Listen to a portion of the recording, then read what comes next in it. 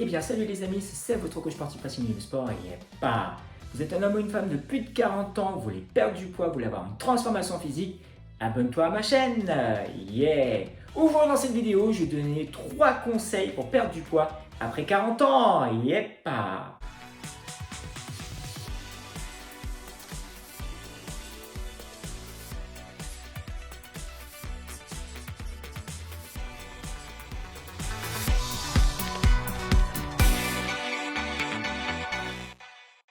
Et oui les amis, c'est parti, je vais vous donner mes 3 meilleurs conseils pour perdre du poids après 40 ans. Et oui effectivement, à l'âge de 40 ans, quand on arrive à 40 ans, on a envie de perdre du poids, on veut retrouver son poids de ses 20 ans, de ses 30 ans, de ses 35 ans. Et c'est vrai qu'effectivement, c'est un petit peu plus dur de perdre du poids, mais pourquoi c'est plus dur de perdre du poids quand on arrive à 40 ans, quand on arrive à 35, 40, 45 ans? Pourquoi c'est plus dur?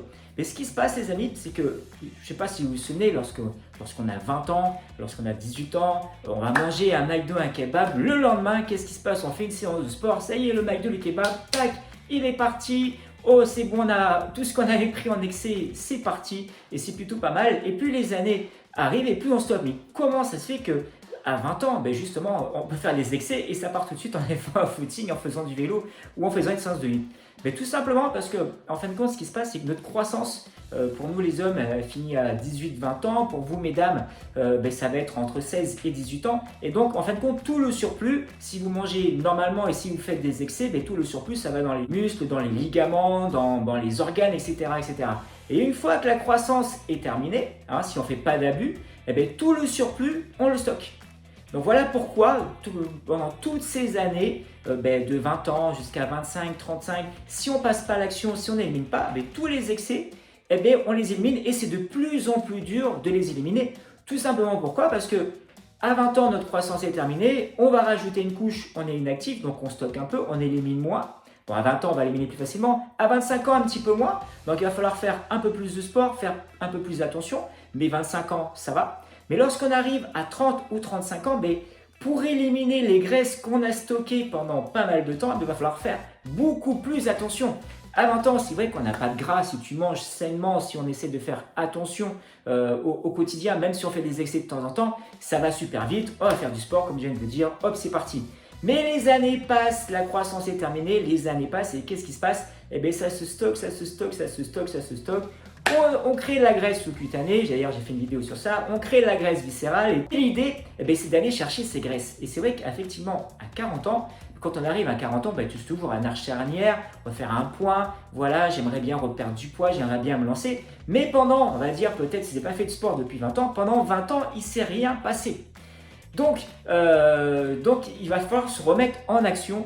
Et je dirais mon premier conseil, on y arrive les amis, mon premier conseil pour perdre du poids, pour justement avoir cette transformation physique, ça va être de la motivation. Et oui, si vous n'avez pas de motivation, ça va être difficile.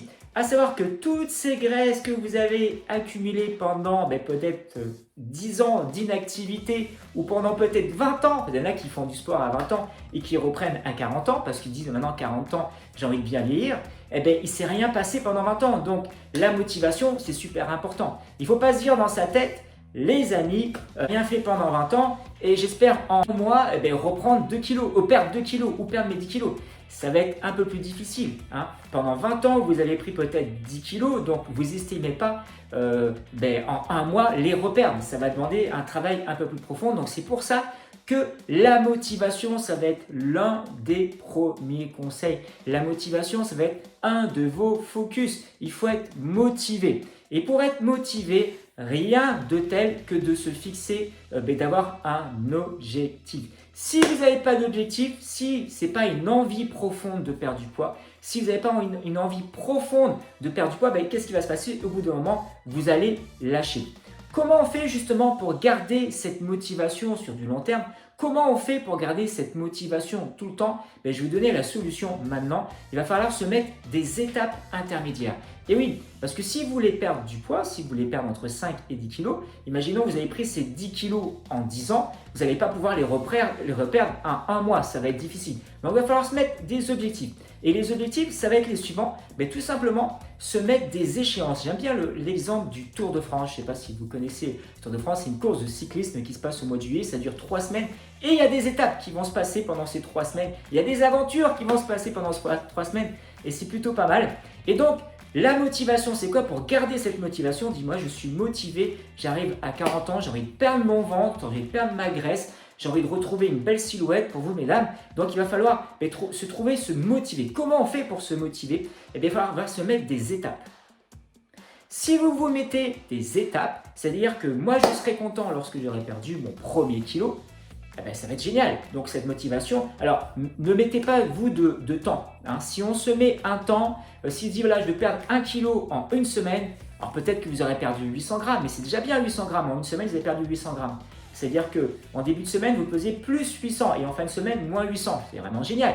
Donc, ne vous dites pas en une semaine, moins 1 kg. Si je perds 1 kg en une semaine, je serai content et si je ne les perds pas, je serai déçu. Non, ne vous mettez pas d'étape. Dites voilà, je serai content justement lorsque j'aurai perdu mon premier kilo. Et ça se trouve, ce premier kilo, vous allez le perdre au bout de, je ne sais pas, au bout de 7 jours, au bout de 8 jours, au bout de 9 jours.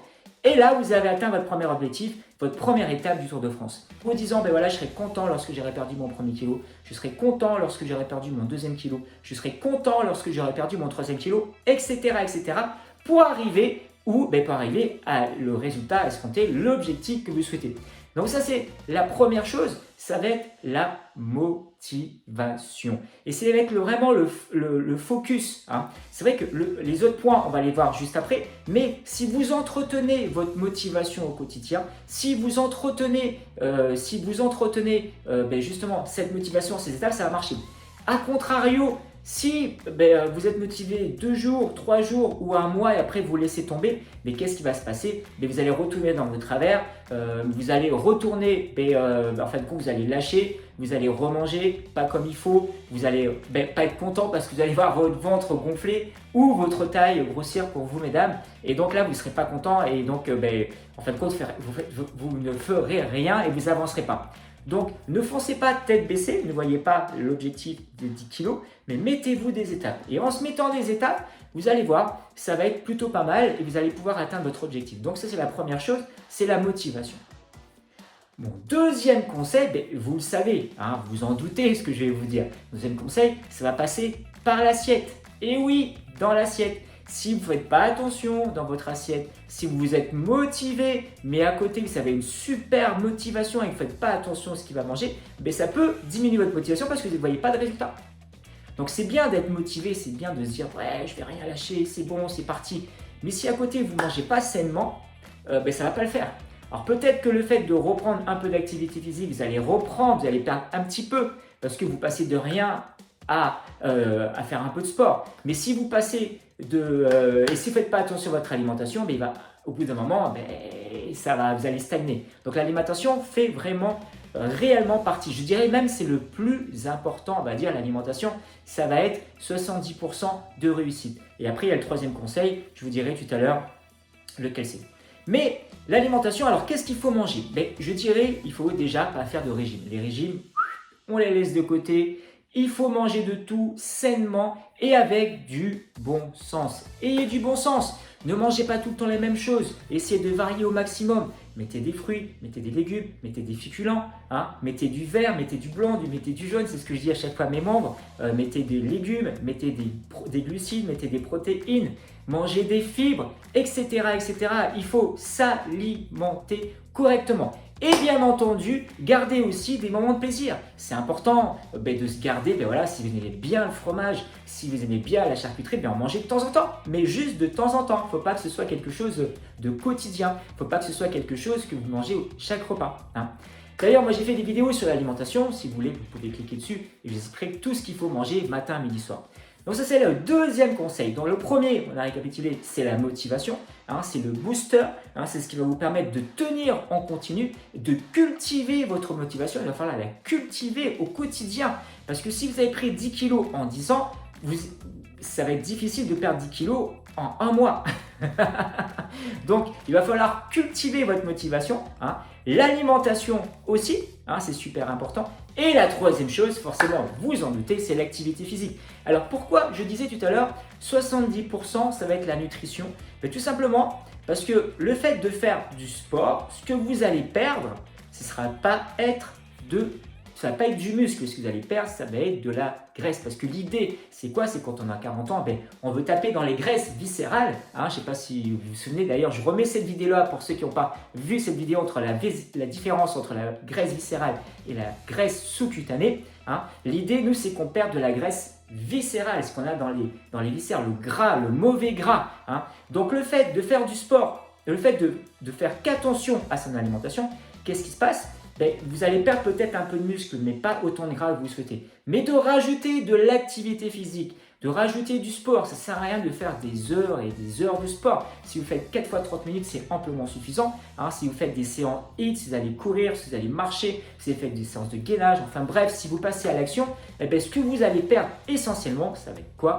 Ça va être du gras, ça va être de la graisse. Donc la graisse, c'est de la graisse viscérale pour nous, messieurs et mesdames aussi. Parce que quand on arrive peut-être un peu plus tard à la ménopause, comme je vous disais dans la vidéo les différences, on crée de la graisse viscérale. Pour nous aussi, les hommes entre 45 et 50 ans, quand on arrive à cet âge-là, la testostérone diminue et on crée de la graisse viscérale. Donc l'idée, c'est de continuer, on prend de la graisse viscérale, pardon. L'idée, c'est de faire de l'activité physique justement pour perdre cette graisse et garder bien entendu ou développer bien entendu notre masse musculaire. Donc, les 3 conseils, les amis, la motivation, essayez de la cultiver.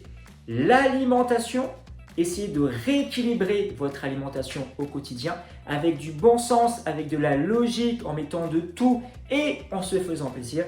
Et l'activité physique, justement, parce que si on fait qu'attention à l'alimentation, on ne rajoute pas de sport, on risque de perdre du muscle. Et nous, ce qu'on veut perdre, c'est essentiellement du gras. Et donc, en faisant du sport, en faisant des séances HIIT, des séances de muscu aussi, en faisant, courir, en faisant du vélo, ce qu'on va perdre, ça va être de la graisse. Et on va muscler, on va garder notre masse musculaire, voire la développer en fonction des activités qu'on va faire.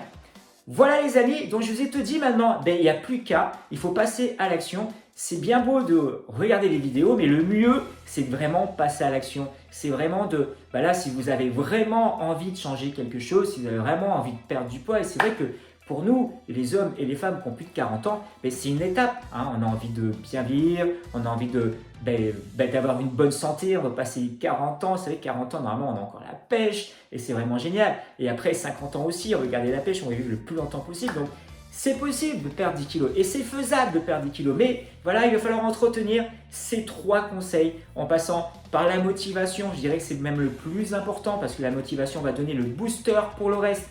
La nutrition et le sport. Donc voilà les amis, donc n'hésitez pas à commenter cette vidéo. En tout cas, moi j'ai pris plaisir à la faire et moi je vous dis à bientôt pour une prochaine vidéo. Ciao ciao, yepa.